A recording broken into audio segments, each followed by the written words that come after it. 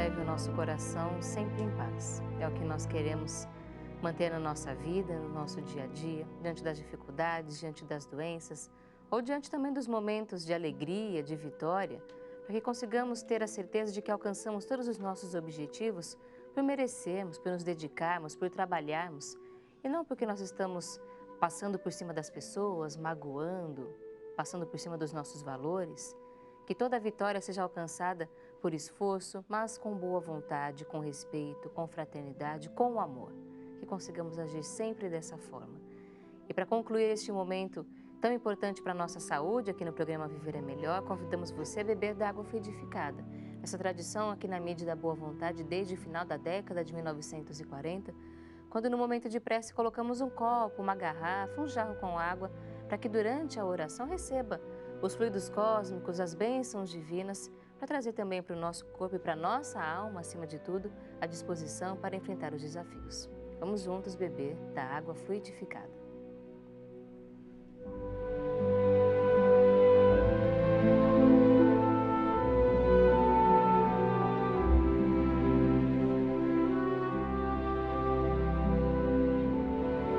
E vamos bradar este mantra sagrado da religião de Deus, do Cristo e do Espírito Santo, ensinado pelo irmão Paiva Neto. Quanto mais perto de Jesus, mais longe dos problemas. E Jesus na nossa vida se aproxima de nós pela nossa fraternidade, pelo nosso exercício diário das lições deixadas por Ele. Por isso, não apenas no campo religioso é a nossa referência, mas na vida.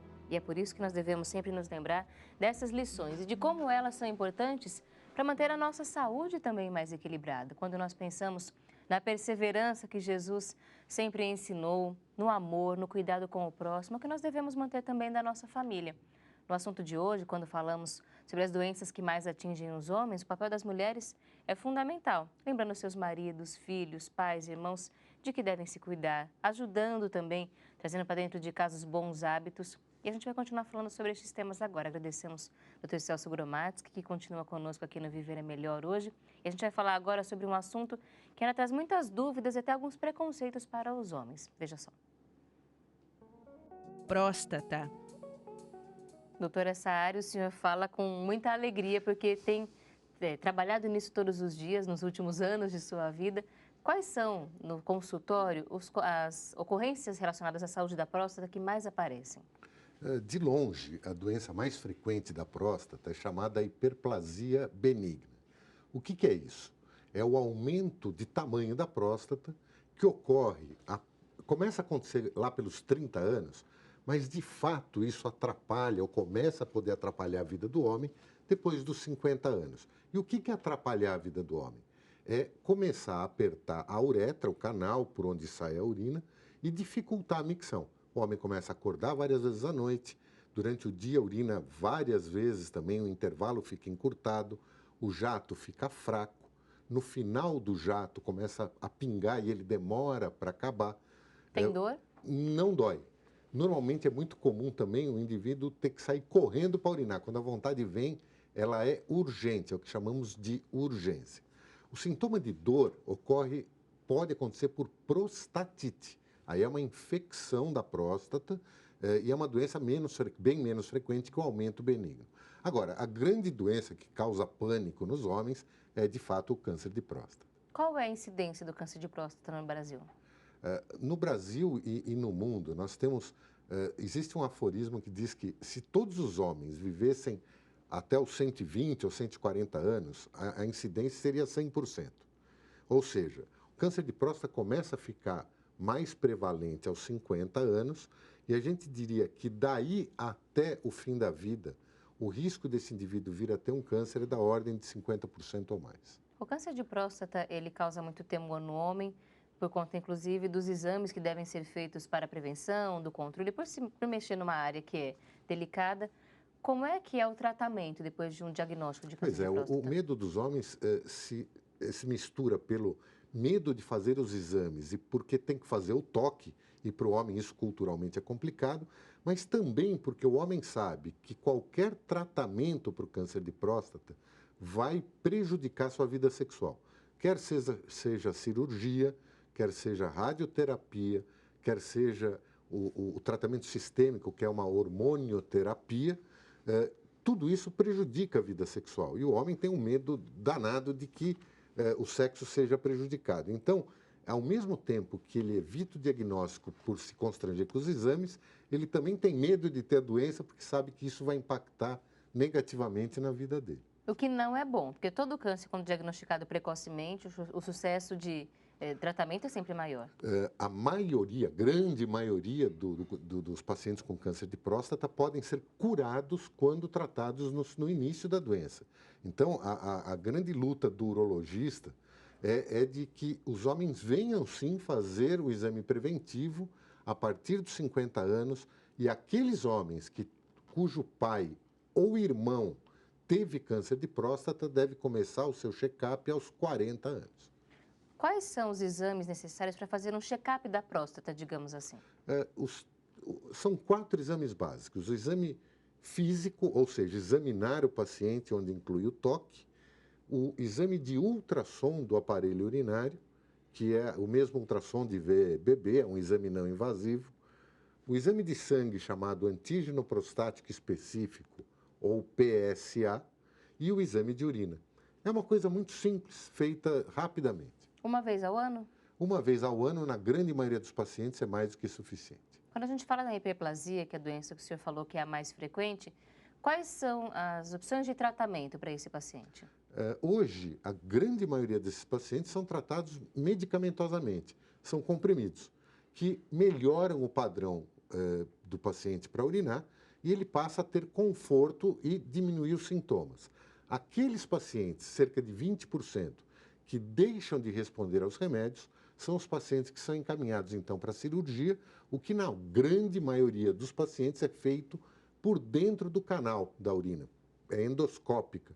Então, não há necessidade de incisão e é uma cirurgia muito confortável. É uma doença que vai progredindo ou ela já começa numa intensidade maior, por exemplo? Ela é progressiva, lenta e irregularmente. Às vezes o paciente passa anos estável e, de repente, ele tem uma piora súbita, mas certamente, à medida que a idade avança, a tendência é piorar os sintomas. E a hiperplasia não vira câncer? A hiperplasia não vira câncer. A hiperplasia é uma doença do miolo da próstata. E câncer é uma doença da casca da próstata. São duas doenças de áreas diferentes de uma mesma estrutura. O senhor falou sobre aquela informação de que se todos os homens vivessem para mais de 100 anos, todos teriam câncer de próstata, então a gente entende que está bem relacionado ao envelhecimento. Exatamente. Mas homens mais novos também podem ter câncer de próstata? Podem. Existem tipos raros de câncer de próstata que não é o mesmo câncer que nós encontramos no idoso, que pode acometer jovens de 20, 30 anos.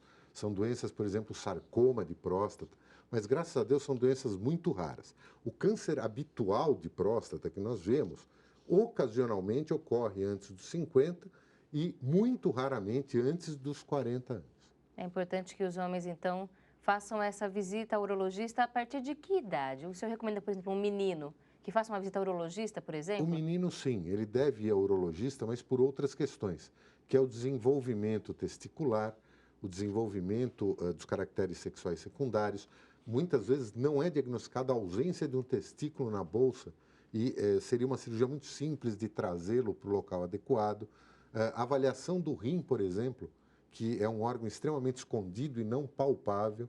Então, a avaliação de um garoto no urologista é importante, mas não por conta da próstata. A próstata em homens que não têm pai ou irmão com a doença, 50 anos. Aqueles cujo pai ou um irmão teve a doença, 40 anos. E um menino, para que os possam fazer esse acompanhamento de desenvolvimento no geral? Se o pediatra da criança julgar que toda a parte urológica está ok, o pediatra é muito competente para isso. Na dúvida, o pediatra acaba encaminhando o garoto. Mas na fase do estirão da adolescência, por volta dos 12, 13, 14 anos, é muito importante que o pai leve, sim, o garoto ao urologista para uma primeira avaliação e o primeiro contato com a especialidade. Os hábitos de vida têm alguma influência na saúde da próstata? Isso é muito controverso. Já se alegou que o licopeno contido no tomate possa ter um papel de evitar o câncer de próstata e melhorar a saúde prostática. Há muitos anos, já há décadas, se fala que o zinco tem efeito protetor sobre a próstata, mas todos esses estudos ainda carecem de comprovação. Isso ainda é muito questionável. Não dá ainda para apostar em nenhum alimento para fazer essa Não, prevenção. existem estudos, por exemplo, mostrando menor ocorrência de câncer de próstata em orientais comparado com os ocidentais. O japonês que migrou para São Francisco, por exemplo, tem uma migração muito forte. A segunda geração de japoneses já residindo em São Francisco passam a ter aumento de câncer de próstata. Portanto, algo na qualidade de vida, ou na alimentação, ou na atividade, talvez tenha a ver. É que nós não conseguimos detectar ainda o que é. A atividade física também entra um pouco nesse pacote de manter a saúde equilibrada, mas nada diretamente. Certamente, para a saúde cardiovascular é fundamental. Para a saúde prostática, mal não vai fazer. A ingestão de bebidas alcoólicas está relacionada a muitos tipos de câncer, por exemplo. No caso da próstata, não há relação direta. Não há relação direta. É muito mais comum a relação com o câncer de fígado, isso é altíssimo, câncer de esôfago e câncer de estômago. Agora, o álcool, ele prejudica muito o padrão miccional. Então, o paciente que tem hiperplasia benigna, muitas vezes, sob o excesso de álcool, ele acaba não conseguindo urinar e tem que passar uma sonda. Então, o álcool é prejudicial à via urinária, sim. E as doenças sexualmente transmissíveis mais comuns no homem, quais são? Hoje, eu diria que as doenças mais comuns são o HPV, que é o papilomavírus humano, que causa lesões tipo verrugas na pele e que, em não tratados, e alguns tipos desse vírus podem estar ligados a câncer de pênis e câncer de colo de útero. E isso, por exemplo, hoje as adolescentes têm sido vacinadas no sentido de prevenir esses tipos mais agressivos. As uretrites, que são as inflamações da uretra, principalmente causadas por clamídia e micoplasma, são agentes extremamente comuns hoje, como no passado foi a uretrite pela gonorreia. Hoje a gonorreia é vista raramente. Doenças como sífilis, cancro mole, linfogranuloma venéreo, hoje são menos frequentes. E lembrar das hepatites. As pessoas esquecem. Hepatite B, hepatite C podem sim ser causadas e transmitidas sexualmente. Além da AIDS, que está aí, a gente não pode desprezar também. Os homens conseguem perceber alguma alteração ou é só uma avaliação médica que vai indicar que é a ocorrência de uma dessas doenças? Algumas das doenças causam manifestação.